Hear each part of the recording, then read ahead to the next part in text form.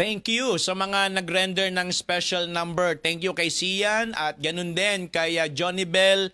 Maraming salamat sa tanging bilang na inyong inialay para sa Panginoon. Well, tayo po ngayon ay mag-aaral na ng salita po ng Panginoon at inilingan ko po na ang lahat ay tumayo para po sa ating gagawing pag-aaral ng salita ng Diyos. Tayo po ay magbabasa ng mga talata mula po sa ibinigay na mensahe ng Panginoon ngayong pong umaga para po sa ating lahat. Well, please open our Bible in the book of Job, Job chapter 8, verses 8 to 11. Ano po? Ito ay mensahe na kung saan dito ko po nakita yung kahalagahan ng atin pong matututunan sa atin pong buhay, sa mga nararanasan po natin sa araw-araw, dahil kung tutuusin mga kapatid, ito po ay normal nang nangyayari sa atin. Ito pong kwentong ito ay marami na ring nangyari. Sa mga naunang mananampalataya, kaya naniniwala po ako, na ang salita ng Diyos ay kumbaga sagana sa pagpapala, sagana sa biyaya para po sa pangangailangan ng mga mananampalataya. Muli po nating buksan, at bigyang pansin ang atin pong mga pangangailangan pang-espiritual. Basahin po natin mula po sa verse number 8 up to verse number 11. Sabi po ng Bible, "For inquire, I pray thee, of the former age, and prepare thyself to the search of their fathers. For we are but of yesterday, and knowing nothing, because our days upon earth are a shadow. Shall not they teach thee and tell thee the utter words out of their heart? Can the rush grow up without mire? Can the flag grow without water?" So, ang mensahe po na ipinagkaloob sa atin ng Panginoon ay pinamagatan ko pong the principle of growth. The principle of growth. Tayo po munang lahat ay yumuko at pumikit, tayo po'y manalangin. O aming Diyos na banal at makapangyarihan, muli Panginoon sa pagkakataong ito, narito po kami magkakasama sa inyong gawain sa ganitong kaparaanan.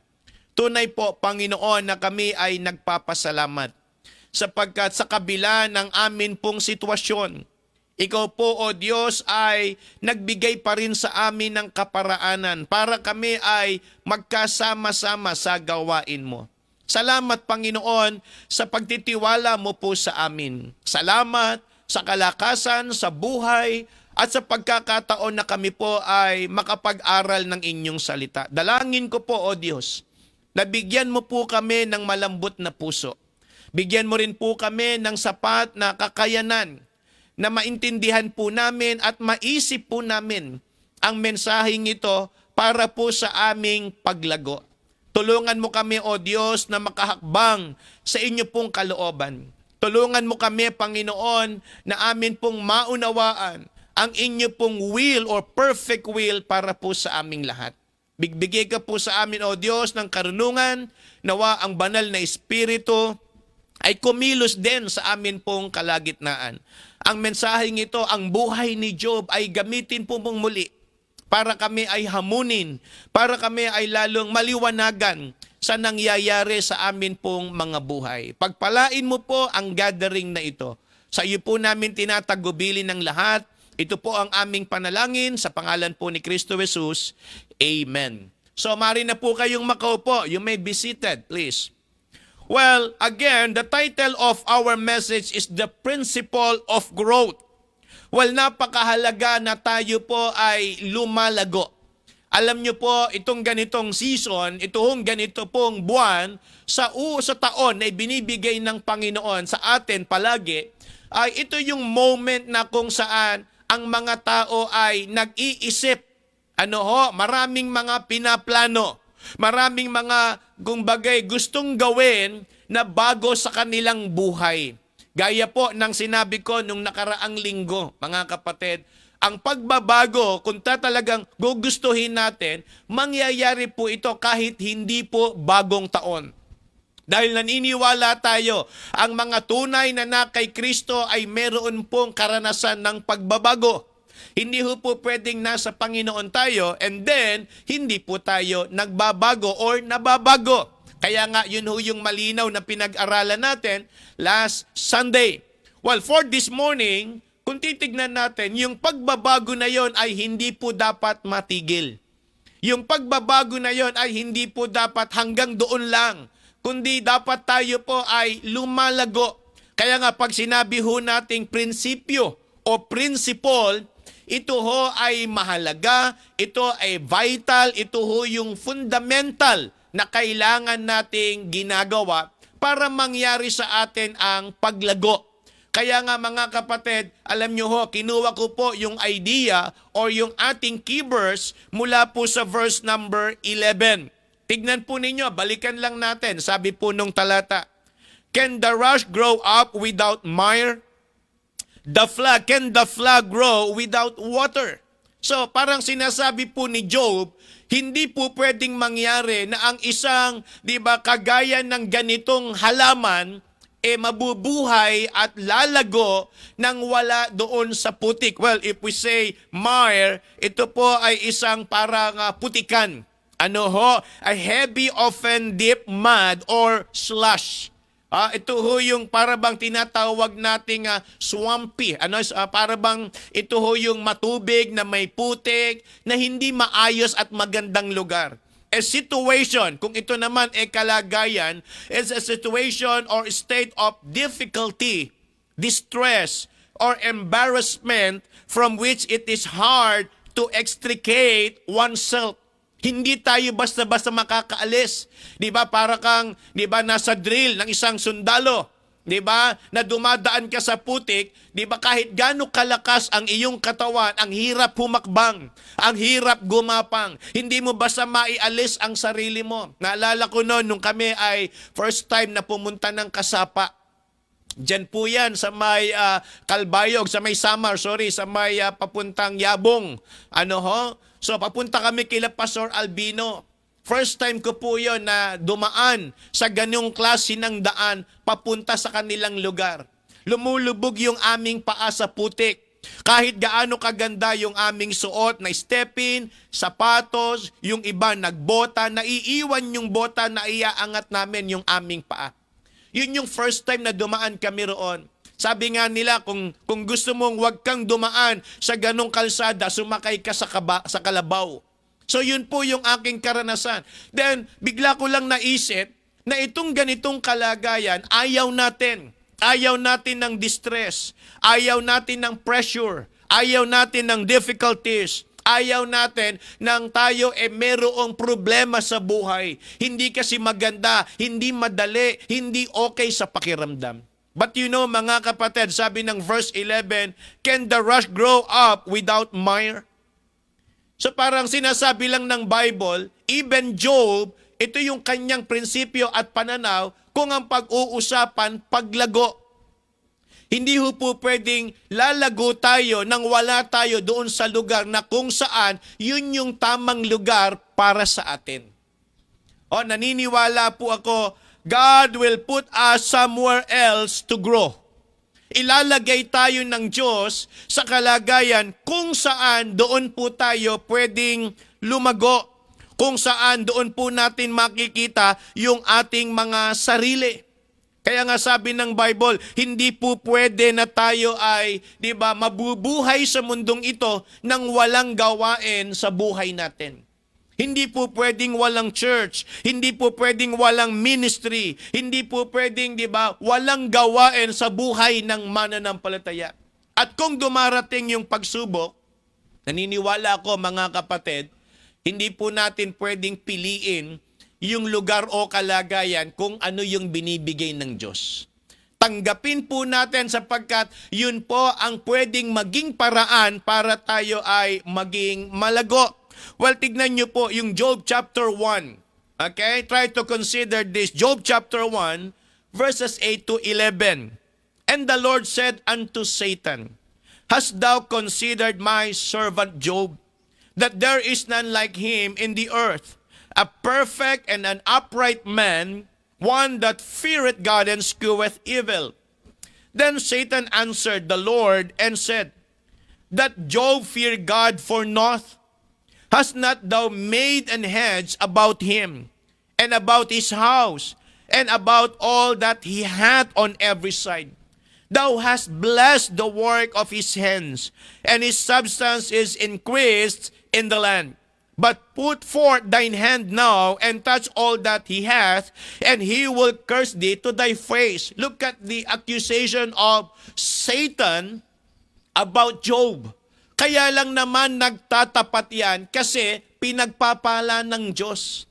Well, alam nyo mga kapatid, ito yung bagay din na pinangusap sa akin ng Panginoon na kung papaanong yung kalagayan ni Job na nasa magandang sitwasyon. Look at his life cycle. Yung kanya pong buhay. Nanggaling siya sa wala, binigyan ng Diyos, binless, sabi ng Bible, at after na siya ay binless, ibinalik ulit sa pagiging wala, at pagkatapos po nun, ibinalik ulit sa buhay na pinagpala. So tignan niyo po yung ikot ng kanyang buhay. Kung papaanong siya nagmula sa wala, sabi niya nga, 'di ba? Siya yung nagsalita na naked came I from my mother's womb. Lumabas akong hubad at walang dala sa mundong ito. So meaning, lahat tayo, wala naman talaga tayo sa harapan ng Diyos. Kaya tayo meron at na-enjoy sa buhay natin kung ano yung bagay na nasa atin ay sa kadahilan ng ibinigay lang po yan ng Panginoon. At eto ngayon si Job, sinasabi niya, di ba, nung siya po ay nandoon sa panahon ng kawalan, mayroong Diyos na tumulong sa kanya. Sa panahon ng kanyang kasaganahan, naroon ng Panginoon. Bumalik ulit siya sa hirap, naroon pa rin ng Panginoon. At muling ibinalik ng Diyos ang kasaganahan. Tignan niyo po yung kaparaanan ng Panginoon. Diba? Bagay lang na gusto ko rin po sana ito po yung ating matutunan kung papaanong ang bawat isa po sa atin, hindi po tayo lalago hanggat hindi ho natin nakikita yung lugar na kung saan doon tayo inilalagay ng Diyos. Tignan niyo po ito. Nung si Job ay nasa panahon ng kasaganahan, ipinagmamalaki ng Diyos itong si Job kung papaanong siya'y nagtatapat. Pero naobserbahan ko lang, pinayagan ng Diyos itong si Satanas na guluhin yung buhay ni Job. Kasi para po sa pagkaintindi ko, mga kapatid, kumbaga may napatunayan na si Job doon. Kaya lang, ang Diyos, ang lagi niyang gusto, hindi tayo manatili sa isang lugar lang.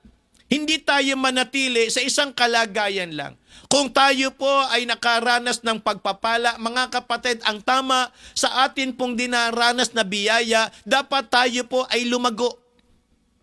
Hindi ho tayo dapat makalimot. Hindi ho tayo dapat manatiling, di ba, maging parang doon lang tayo, stagnant lang tayo. Kung ano lang yung araw-araw, mga kapatid, ang goal ng buhay natin ay hindi po manatili lang nabubuhay, kundi ang goal ng buhay natin ay dapat tayo ay nagpapatuloy na lumalago sa gawain ng Panginoon. You know what the Bible says? Always abounding in the work of the Lord. Amen? Ito yung perfect will ng Panginoon. Kaya kung tayo po ay nasa masaganang buhay, ang tama, huwag tayong pumanatag na hanggang dyan na lang tayo. Ang tama, dapat mag-abound pa rin tayo sa gawain ng Panginoon. Amen? Kung tayo naman ay nasa kalagayang, di ba, may hirap na pinagdadaanan, may kakapusan, mga kapatid, huwag din tayong masatisfy sa ganyang kalagayan. Ang i-goal pa rin natin, mag-abound tayo sa gawain ng Diyos. Hindi pwedeng tanggapin na lang natin na ito yung gusto ng Panginoon sa atin. No, I believe meron pang gustong patunayan ng Diyos sa buhay ni Job. Hindi lang yung masagana siya, kundi ang gustong patunayan ng Diyos sa buhay ni Job ay yung kanyang kasaganahan madoble. Sa papaanong paraan, meron siyang kailangang mapatunayan. I believe each of everyone has a desire na tayo po ay i-bless ng Panginoon, right? Gusto ho natin ng blessing, tama po ba? Gusto natin na tayo po ay sabihin natin maging sagana sa ating buhay. Pero mangyayari ang lahat ng yan kapag tayo po ay lumago. Tingnan ninyo. Look at the picture of the life of Job. Masagana na siya pero hindi pa pinayagan ng Diyos na hanggang dun lang siya. Maayos na ang buhay niya pero hindi pinayagan ng Diyos na hanggang ganun lang ang kalagayan niya. Kasi po mga kapatid, ang totoo niyan, ang Panginoon ay mayroong mas magandang plano kaysa sa plano natin. Sometimes, tayo po ay nakahanda na lang sa kung ano yung nangyayari sa atin sa araw-araw. Pero kung titignan nating maigi, hanapin natin kung ano yung kalooban ng Diyos para sa atin. Sabi na Apostle Paul, be not unwise, but understanding what the will of the Lord is. Hindi porket may kinakain tayo, yun na tayo. Hindi porket nabubuhay tayo, yun na tayo. Mga kapatid, ang magandang alamin natin, yan ba ang kalooban ng Diyos para sa iyo? Ito ba ang kalooban ng Diyos para sa akin? Yung mabuhay ng may kinakain, hindi ho natin siguradong yan ang kalooban ng Diyos. Kasi tignan nyo maigi mga kapatid, kahit wala sa Panginoon, nabubuhay at kumakain. Kahit hindi Kristiyano, nabubuhay at kumakain. So hindi po yan ang issue ng buhay natin. Ang issue ng buhay natin, are we walking doon ba sa kalooban ng Diyos? Nabubuhay ba tayo sa kung ano ba yung gusto ng Panginoon? Kaya nga hindi po pwede na ang isang Kristiyano lalago ng wala sa lugar na kung saan doon siya nilagay ng Diyos. Kaya nga sabi ni Job, pwede bang mangyari in verse 11, can the rush grow up without mire? Ayaw natin ng putik. Ayaw natin ng, malusak na lugar. Ayaw natin ng, hindi maayos na kalagayan. But sabi ng Bible, hindi mangyayari na itong si Job, pagpapalain pa. Tignan nyo, pinagpala na pero kailangan pa siyang pagpalain. Hello? Anong ibig ko sabihin mga kapatid? Binless na siya. Sabi ng Bible, masagana na ang kanyang buhay. Pero may mas magandang plano pa ang Panginoon. Kaya nga, ito yung bagay na magandang tignan po natin. 3 bagay po ang nais kong ibahagi sa bawat isa po sa atin. Dito po sa ating pinag-aaralan. Number 1, nakita ko po rito yung kahalagahan ng salitang acceptance. Balikan lang po natin yung mga talatang binasa ko po kanina from Job chapter 8, verses 8 to 11, para maunawaan po nating maigi. Sabi po kasi rito, for inquire, I pray thee, of the former age, and prepare thyself to the search of their fathers. For we are but of yesterday, and knowing nothing, because our days upon earth are a shadow. Mga kapatid, ito po ang reality sa buhay nating lahat. Hindi ho natin alam kung hanggang kailan tayo mabubuhay. Tama po ba? Hindi natin din alam kung hanggang kailan tayo malakas. Alam nyo ho, sabi ko nga last Sunday, binibiro ko yung mga kasama ko, sila si Sister Eliza, sila Ate Sara. Sabi ko sa kanila nung Sunday, ano ba yan? Bakit kayo mga may sakit? Ako na lang yata ang malakas dito. So yun ang biro ko. But unfortunately, Sunday afternoon, I felt na para bang gano'n na rin ang nararamdaman ko sa naramdaman nila. Kumati na yung lalamunan ko, diba? Parang pakiramdam ko mabigat, although walang lagnat, pag tinest niyo yung aking temperature, pero parang pakiramdam na meron. And then, kinabukasan, yun na po, yung akin ng lalamunan, umuubo na ako, hindi na siya maging okay. So sa madalit salita, unpredictable. Pwedeng malakas tayo ngayon, pero maya-maya ng kaunti, may pwedeng magbago. Pwedeng wala tayong sakit ngayon, maya-maya ng konti, o bukas makalawa, diba? Isa na tayo sa nakahiga sa banig ng karamdaman. Kaya dito ko lang naisip, for we are but of yesterday and knowing nothing, because our days upon earth are a shadow. Wala tayong katiyakan. Kaya nga sabi nga ng Bible di ba? Huwag nating ipangalandakan ng bukas. Boast not thyself of tomorrow. Because hindi natin alam kung ano po yung mga bagay pang mangyayari o susunod na mangyayari sa ating buhay. But ang nakita ko rito, yung wisdom na binigay ng Diyos kay Job kung paano niya nasabi yung verse number 11. Tignan po ninyo. Can the rush grow up without mire? Para bang pumasok lang sa isip ko, as I understand, brethren, nung sinabi niya na ang buhay ng tao walang katiyakan, walang kasiguruhan, so meaning, ang focus dapat natin, hindi yung ending ng buhay natin. Because wala tayong magagawa ron eh. Whether we like it or not, the Bible says, and as it is appointed unto men once to die. Whether you like it or not, it will happen. Am I right, brethren? If you are, kumbaga, afraid sa kamatayan, walang magagawa yung takot natin. Talagang mangyayari at mangyayari yan. Pero ang nakita ko lang dito, ang gustong ituro sa atin ng Panginoon, sa buhay ni Job, ang focus dapat natin, hindi yung kung kailan yung ending, kundi kung ano yung dapat mangyari sa atin ngayon. Mga kapatid, I believe, ang kalooban ng Diyos, kung tayo man ay nasa kasagadaan o kaya kung tayo man ay nasa panahon ng kahirapan, ang tama, mag-grow tayo.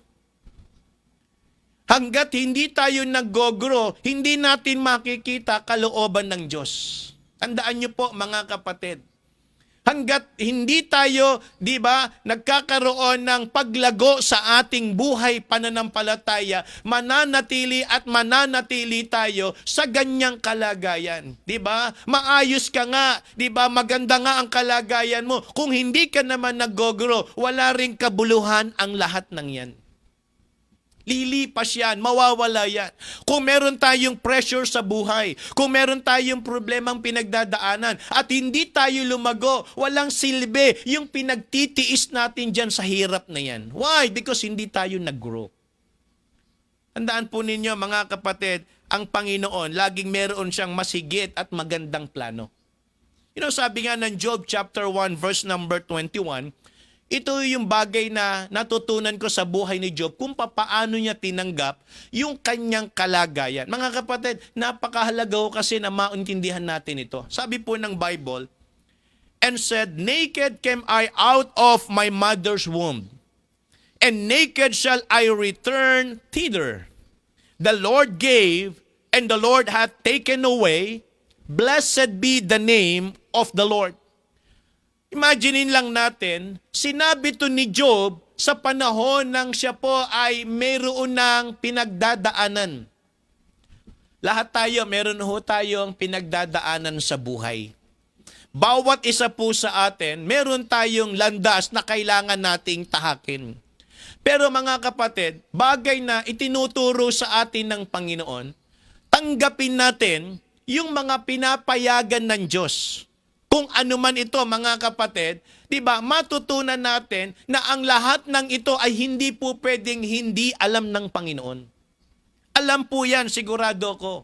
Tiyak ko po na ang Diyos ay hindi po pwedeng may nangyayari sa buhay natin, no? Maganda man o hindi, at iisipin natin hindi alam ng Panginoon, no? Alam ng Diyos 'yan. In Ecclesiastes chapter 5 verse number 19, every man also to whom God hath given riches and wealth, and hath given him power to eat thereof, and to take his portion, and to rejoice in his labor. This is the gift of God. Amen? So tanggapin natin kung papaanong ang Panginoon pinapayagan niya. Diba? Kung inyo pong nasundan yung istorya, sabi ng Bible, itong si Satan merong habla. Diba? Ang trabaho naman talaga ni Satanas, accuser yan eh. Diba? Ina-accuse tayo sa mga bagay na alam niyang siya ang tama, tayo ang mali, o kaya siya ang tama, Diyos ang mali. Yan naman ang trabaho talaga ni Satan. But mga kapatid, huwag tayong pa-distract sa kung ano yung ginagawa ng kaaway. Ang tama, ang hanapin natin, kalooban ng Diyos. Paano tayo lalago?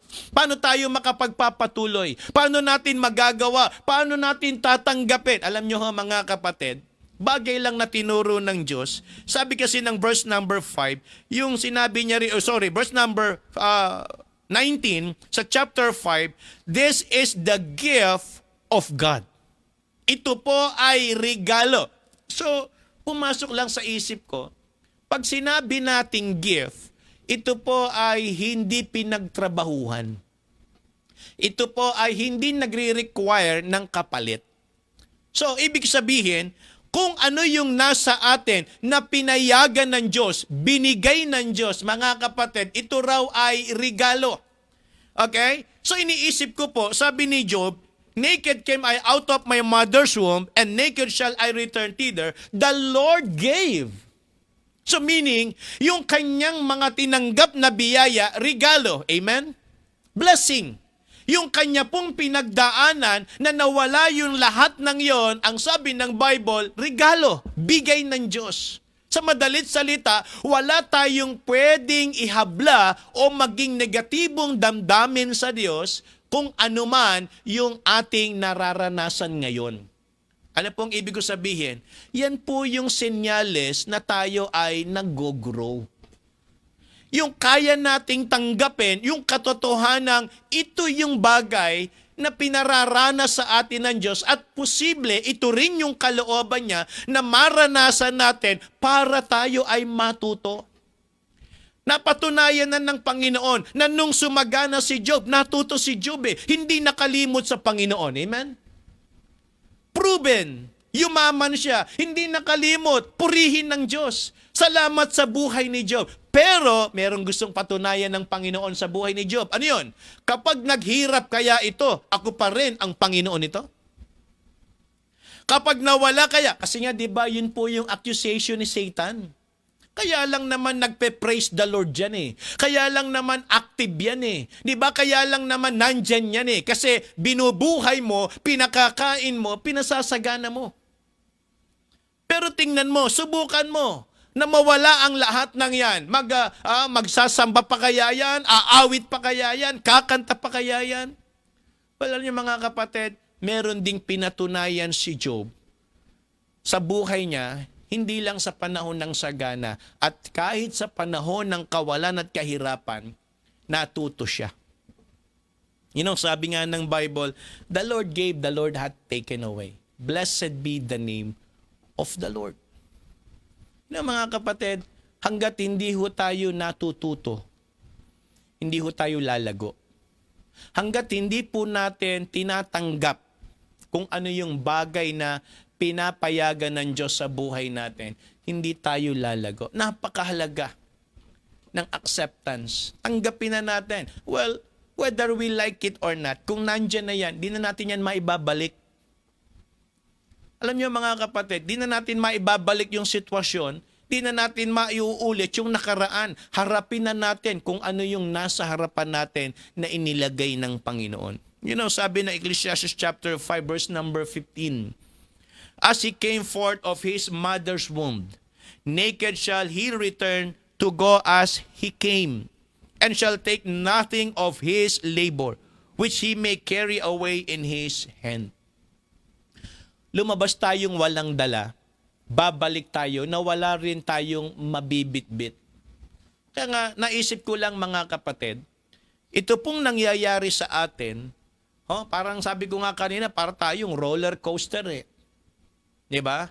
Minsan nasa taas, minsan nasa baba, minsan nasa taas, minsan nasa baba. Diba? Minsan meron tayong ganito, minsan wala, minsan meron, minsan wala. Nararanasan natin ang lahat ng yan. But the question is, paano natin to tinatanggap?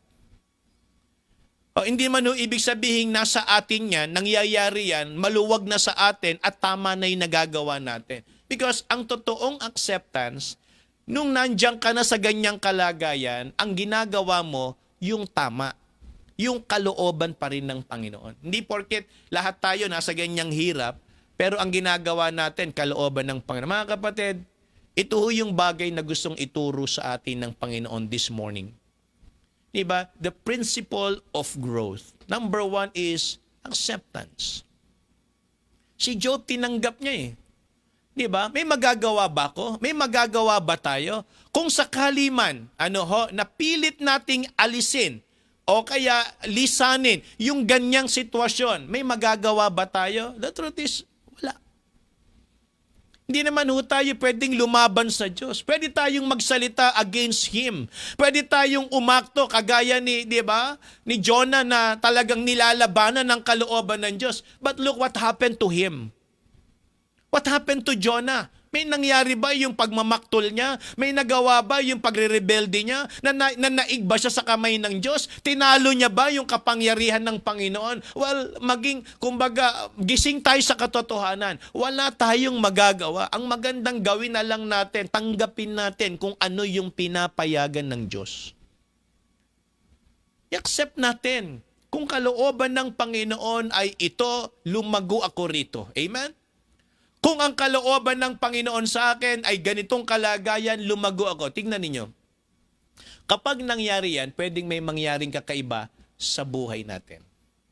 Sabi nga ng verse number 21, and Job sinned not. Diba? Mula sa kanyang sinabi, sabi ng Bible, di siya nagkasala.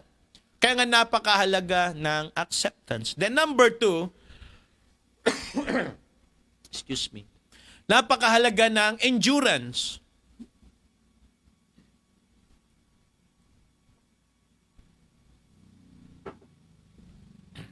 Sabi ng Job chapter 31, verses 19 to 28.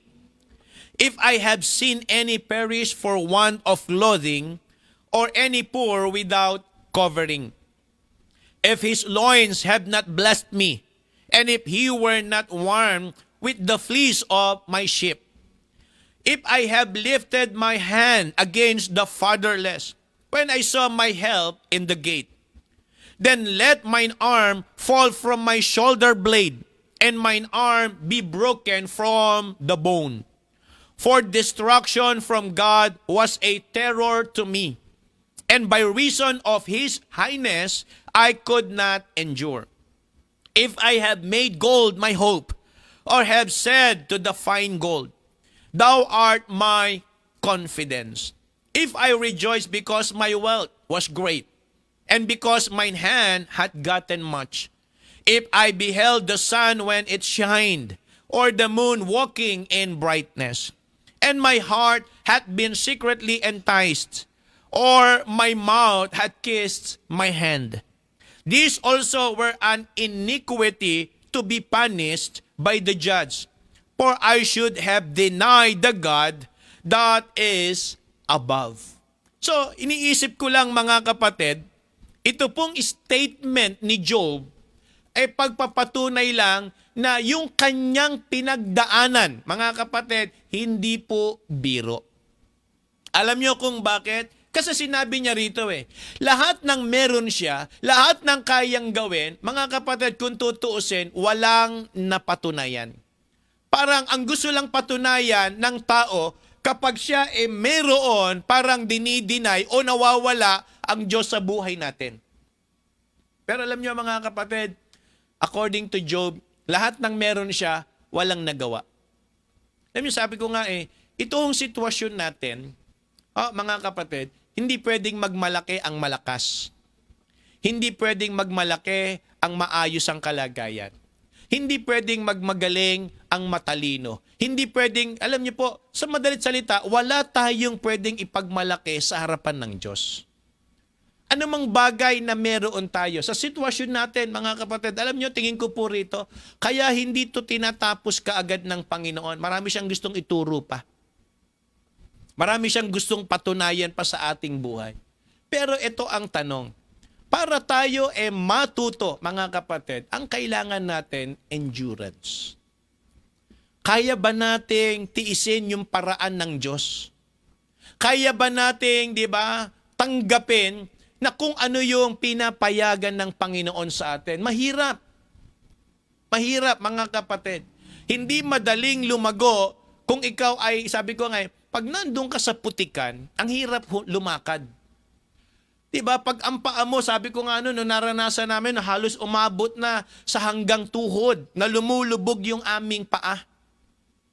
Lumulubog yung aming paa, hahakbang kami. Paano ka hahakbang? Naiiwan yung stepin mo. May pagkakataon pa, kailangan mong dukutin yung stepin mo doon sa pinanggalingan ng paa mo. Babalik ka roon. Yung lakarin na sana 20 minutes, 30 minutes lang, dahil putik yan, umaabot ng 1 oras. Nadidelay. So I believe ganun din. Kailangan lang nating tiisin. Pero alam nyo, pagdating naman namin doon, sa lugar nila Pastor Albino, mabanggit ko lang po sila. Diba? Pagdating namin doon, alam nyo, lahat ng pinagdaanan naming hindi maganda at mahirap na daan, diba? Pagdating namin doon, blessing yung aming naranasan. Saan ka makakita ng, diba, sa ganung lugar, merong malaking community ng Baptist. Diba? Ano ibig ko sabihin? Makakita ka ng ganong church, makakita ka ng ganong buhay ng pastor, makakita ka ng ganong pamilya ng pastor, makakita ka ng ganong mga mananampalataya, makakita ka ng ganong ministry. Sa ganong lugar, mga kapatid, para sa akin, napakalaking encouragement. Sabi ko, sulit, plus the fact, yung pag-aasikaso pa sa'yo, sobrang masarap. Masarap na pagkain, di ba? Preskong pagkain, mainit na pagtanggap. So sa madalit salita, kung minsan, pag dumadaan tayo sa hirap, diba, naiiwan yung isip at puso natin sa hirap. Pero hindi natin nakikita, pagkatapos noon, may nag-aabang sa ating blessing. Ang kailangan lang natin, endurance. Ang kailangan lang natin, tiisin muna natin ito kasi pagkatapos naman ito, mga kapatid, merong susunod na blessing. Amen? Ang problema, dahil na-stuck tayo sa putik, dahil na-stuck tayo sa problema, hindi na tayo lumago, natapos tayo, puro sa problema lang. You know, sabi ng Bible, for I know the thoughts that I think toward you, saith the Lord. Thoughts of peace and not of evil, to give you an expected end. So, ang ending ng buhay natin ay hindi problema. Ang ending ng buhay natin ay tagumpay. Kaya nga, sana, ang maging direksyon at goal ng buhay natin, hanapin natin yung tagumpay sa kalooban ng Diyos. Kaya kailangan natin ng endurance. And then number 3, last but not the least, kailangan po natin ng compliance. Alam niyo ho, sabi ng Job chapter 2 verse number 10, but he said unto her, thou speakest as one of the foolish women speaketh. What? Shall we receive good at the hand of God? And shall we not receive evil? In all this, Job did not sin with his lips. Sabi ng Bible, ang tatanggapin lang ba natin puro mabuti? Yun ang sabi ng Bible, in everything, give thanks. Amen? Ngayon, pumasok lang sa isip ko na pag sinabi nating in everything, give thanks, sa lahat daw ng tinanggap natin, kasi ito yung ginagamit nating application ng in everything, give thanks, sa lahat ng tinanggap natin, tayo raw ay magpasalamat. Tama naman po yun. But the act of giving thanks is not just para bang nagpasalamat ka dahil may binigay, kundi kaya ka nagpapasalamat kasi pinasasalamatan mo hindi lang yung binigay, kundi yung nagbigay. Tama po ba mga kapatid? So in everything, give thanks. Binigyan tayo ng Diyos ng blessing. In everything, give thanks. Tama? Pangalawa, binigyan ka ng Diyos ng ganyang kalagayan o buhay. In everything, give thanks. Ang pinasasalamatan mo, hindi lang yung binigay sa'yo, kundi yung nagbigay sa'yo. Kasi mas mahalaga yung nagbigay kaysa sa binigay. Tama po ba? Yung binigay, mauubos, mawawala. Pero yung nagbigay, laging nandyan. And that is the Lord. So that's why, in everything, give thanks. And I believe, di ba sabi ng James chapter 1 verse number 17, all perfect gifts comes from above. Amen? Laging galing sa Diyos yan. So sa madalit salita, ito yung sinabi ni Job sa asawa niya, di ba? Magpapasalamat ka lang ba kapag mabuti? Di ba? Pupurihin mo lang ba siya pag magaganda ang nangyayari? What shall we receive good at the hand of God and we shall not receive evil? So anong sabi ng Bible? Ang tama in everything. Amen? Lahat ng binibigay ng Diyos, yung kanyang binigay, pasalamatan natin. Yung nagbigay, pasalamatan din natin. Amen? You know, in Job chapter 1, verse number 22, and all this Job sinned not, nor charged God foolishly. So kung bakit ko nagamit yung buhay ni Job para sa principle of growth, alam niyo kung bakit? Sabi ng verse number 22 nor charge God foolishly. Alam niyo kung bakit? Kasi yung statement po ni Job, sa Job chapter 23, verses 10 to 12, "But he knoweth the way that I take. When he hath tried me, I shall come forth as gold. My foot hath held his steps. His way have I kept, and not declined. Neither have I gone back from the commandment of his lips. I have esteemed the words of his mouth more than my necessary food." Alam niyo mga kapatid, sabi ni Job, he knoweth the way that I take. Alam ng Diyos. Ito nga yung tanong na gusto ko pong maging tanong sa ating lahat. Diba? Naniniwala tayo, alam ng Diyos yung ating nararanasan. Tama po mga kapatid. Ang tanong, paano nalaman ni Job na yung kanyang kalagayan ay kalooban ng Diyos?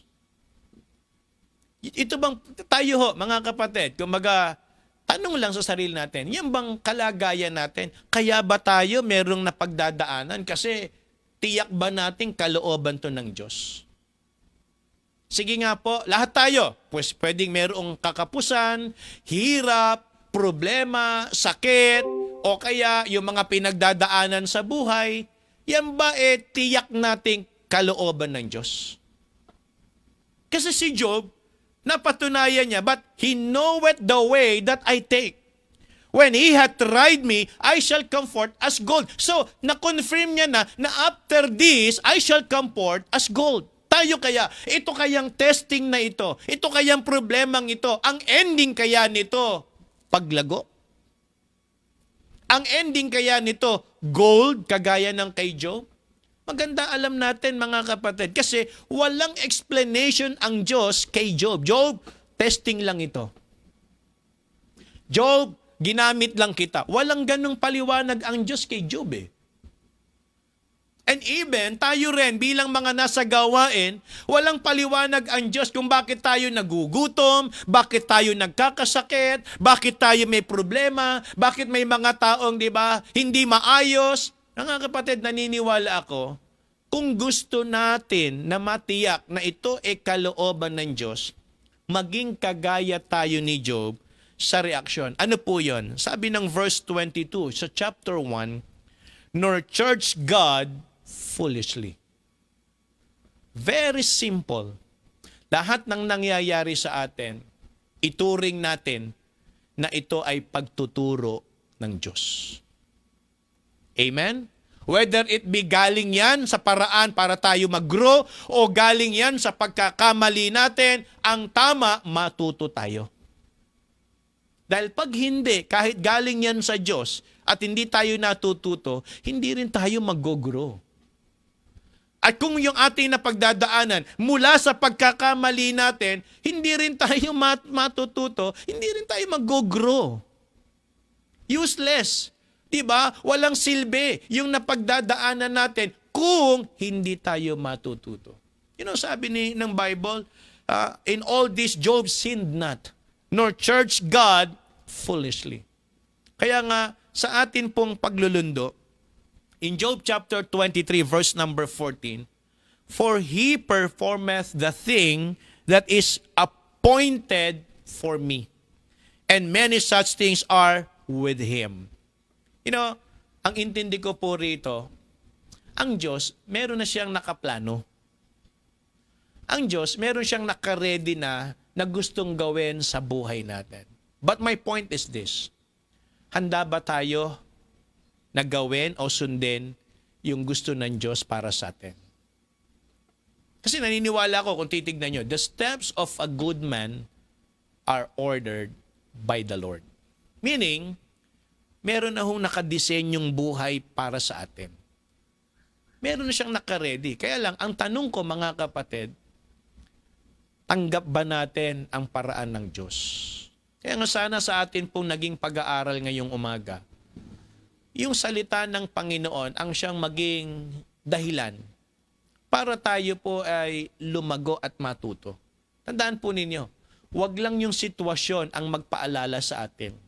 Wag lang yung kalagayan natin ngayon ang magturo sa atin. Saan ang magturo sa atin? Salita ng Diyos. Kailangan tayong lumago. Tandaan po ninyo, hindi po pwedeng tayo ay Kristiyano lang. Dapat tayo ay Kristiyanong lumalago. Hindi tayo pwedeng nasa church lang. Kailangan tayo po ay nasa church na may ginagawa. Hindi pwedeng tayo po ay nakikinig lang. Dapat tayo po ay nakikinig na may natututunan. Sa madalit salita, hindi tayo pwedeng nasa isang kalagayan lang. Dapat tayo po ay patuloy pang nag-a-abound sa gawain ng Diyos. Ano sabi ni Apostle Paul sa mga taga-Korinto? Diba? Dapat daw tayo ay lumalago sa Panginoon. Always abounding in the work of the Lord. For as much as you know that your labor is not in vain in the Lord. Sana po tayo ay pinagpala ng mensahe ng Panginoon. Manalangin po tayo. O aming Diyos na banal at makapangyarihan sa lahat, salamat po, Panginoon, sa pagtuturo mo po sa amin. Sa karunungan, sa kalakasan, tunay po, Panginoon, na ang mensahe mo ang siyang kumilos sa aming mga puso. Habang ang lahat ay nakayuko at nakapikit, nilingan ko po na ang bawat isa ay tumayo para po sa ating paanyaya, para po sa ating altar call. Kung tayo po ay kinausap ng mensahe ng Diyos, yung mga kapatid po natin na nandyan sa church, sa Kalbayog, sa Caloocan, if God is talking to you, then pwede po kayong lumapit sa altar ng Panginoon at isuko natin, ilapit natin sa Kanya kung ano po yung bagay na pinangusap sa atin ng Diyos ngayong umaga. Napakahalaga ng paglago. Napakahalaga na maunawaan po natin na hindi tayo pwedeng nasa isang kalagayan lang at hanggang dito na lang. Naniniwala ako, meron pang gustong ituro, meron pang gustong gawin ng Panginoon sa ating buhay. At yung mga kapatid po natin na nasa Facebook, nasa inyo po mga bahay, kung nasaan man kayong lugar o anong bansa, maganda po siguro na kayo mag-surrender din ng inyong sarili. Sa paraan po na kayo ay magpaparating ng inyo pong comment o reaction diyan po sa ating napakinggang mensahe. Lagyan nyo lang po altar call, ito po yung response ninyo, and then i-commit natin sa Panginoon. Hindi pwedeng hindi tayo mag-grow, hindi pwede tayong hindi matuto. Dahil ang kalooban ng Diyos sa atin, lumago. Hindi po pwedeng wala tayong matutunan sa napagdadaanan natin. So naniniwala ako, ang Panginoon ay hindi pa tapos sa buhay natin. Hindi pa siya, wala pa tayo sa ending. Hanggat nabubuhay tayo, hanggat pinalalakas pa tayo ng Panginoon, hanggat pinagagaling tayo ng Panginoon, meron pa siyang gustong gawin sa buhay natin. But I would like to challenge you, brethren. Paano tayo lalago kung hindi tayo matututo? What we need to do is to accept. Ito na po ang buhay natin. Dito tayo nilalagay ng Diyos. Tanggapin natin, mga kapatid. Harapin natin na ito ang totoong kalooban ng Diyos para sa atin. If God is talking to you, then come and pray to God. Sabihin mo, Lord, marami po akong bagay na dapat pang matutunan sa buhay ko. Marami akong dapat gawin na kung tutuusin, hanggang ngayon hindi ko pa rin nagagawa. Pero dahil sa iyo, Panginoon, dahil sa pagtuturo mo, ito yung aking tugon. Sige po, bibigyan ko po kayo ng ilang sandali pa kung kayo po'y kinausap ng Diyos, and then come.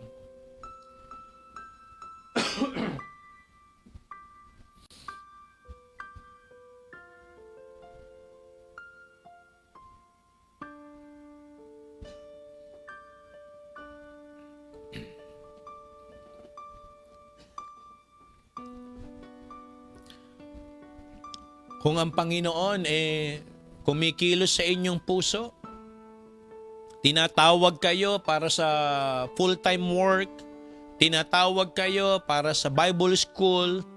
Tinatawag kayo para sa pagpapastor. Tinatawag kayo as a Bible woman. Tinatawag kayo as leader para sa ministry. Then, come to the Lord. Huwag nating gamitin yung dahilan na mahirap ang buhay ngayon. Huwag nating gamitin dahilan na may pandemic ngayon. Huwag nating gamitin dahilan na mahirap ang buhay ngayon. Tandaan po ninyo, kahit nasaan tayo, pag wala tayo sa kalooban ng Diyos, miserable ang buhay natin. Pero kahit gaano kagulo ang mundo, kapag tayo po ay nasa kalooban ng Panginoon, tayo po ang may pinakamapalad na kalagayan. Kahit ang magulong karagatan, kayang pahupain ng Diyos. Kahit ang krisis na bagsak, kayang isustain ng Panginoon ang pangangailangan ng mga righteous. Napatunayan yan sa buhay ni Joseph. For 7 years, hindi nagkulang ang Panginoon sa kanya. So naniniwala ako, ang lahat ng ito ay hindi excuse para hindi natin masunod kalooban ng Panginoon. Kaya kung meron tinatawag sa atin sa pagsusuko ng buhay, suko natin. Di natin alam, sabi nga ni Job, di ba, ang buhay ng tao parang anino lang yan. Na ngayon, nandiyan, bukas makalawa, wala na. Baka maging huli ang lahat. Tinatawag ka pala para sa full-time work. Di ba? Huli na ang lahat bago mo pinagpasyahan. Wala ka ng lakas, wala ka ng magagawa, o kaya baka wala ka na sa mundong ito, tsaka ka pa nakaisip. Mga kapatid, naniniwala ako, bawat isa po sa atin, kung titignan natin sa salita ng Diyos, meron siyang nakahandang buhay para sa ating lahat. Manalangin po tayo. Dakilang Diyos na makapangyarihan sa lahat, Lord, maraming salamat po sa ginawa mong pangungusap at pagtuturo sa amin. Salamat po, Panginoon, sa muling pagkakataon to preach your word. Thank you for this great privilege na pinigay mo po sa akin. Salamat po sa kagalingan, sa karunungan, at sa buhay ng mga kapatid na siyang nagiging kalakasan ko sa gawain mo. Yung mga taong nagpaparamdam ng kanilang care, love, sa akin, sa mga workers, sa ministry, sa aming family. Lord, patuloy mo pong gantihan ng kanilang kabutihan. Patuloy mo silang i-bless. Patuloy mo po silang tulungan sa kanilang mga kalagayan. Lord, salamat po sapagkat ang salita mo ay buhay. Ang salita mo ay makapangyarihan. Ang salita mo ay napakahalaga para sa amin. Kaya nawa, Panginoon, sa amin pong naging response, makita mo, Panginoon, ang aming buhay na sumusunod at ginagawa kung ano po ang inyong kalooban. Salamat po, Panginoon. Ikaw po ang aming itinataas. Ito po ang aming panalangin sa pangalan ni Jesus. Amen.